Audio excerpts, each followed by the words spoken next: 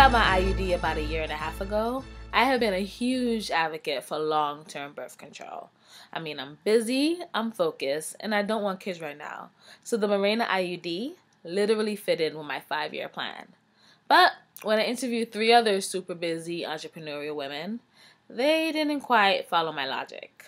I've tried Taz, I've tried...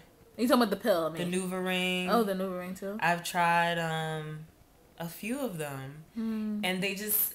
I mean, I'm prone to depression anyway. And I just feel like they really make me really, really down and really emotional. I tried Depo-Provera, the shot, and I had a bad experience with that. Mostly I couldn't have an orgasm. You know, condoms.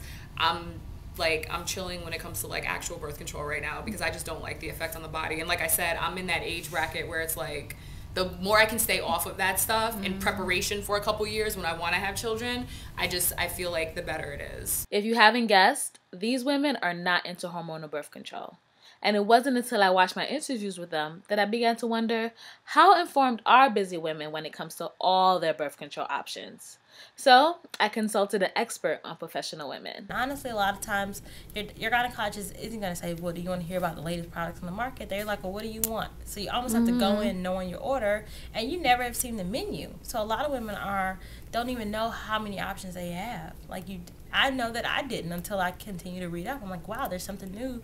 Usually every year there's something new. And so if you've been on the pill 10 years and you've never brought up that decision, your doctor's just going to write you another prescription for the pill or get you another shot or get you whatever else, and not knowing there's such a range of options. And so for professional women, I think this is one of the areas of your life where you have to be just as passionate and informed as you are on what neighborhood you're moving in or what school your kids go to. Like, how am I going to protect myself, and how am I going to pick something that works for my lifestyle? Of course, I had to ask Sharia about her birth control plan. My current form of birth control is condoms. I've done the pill.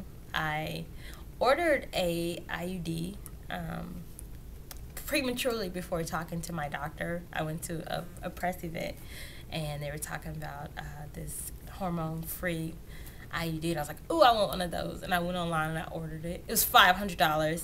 And then I went to my doctor, and then she said, actually, because of my geography, I guess the way my body was formed, that I wasn't the best to have IUD before I had children. I definitely was like, oh my gosh, I could put it in now and be done. And I didn't do my part.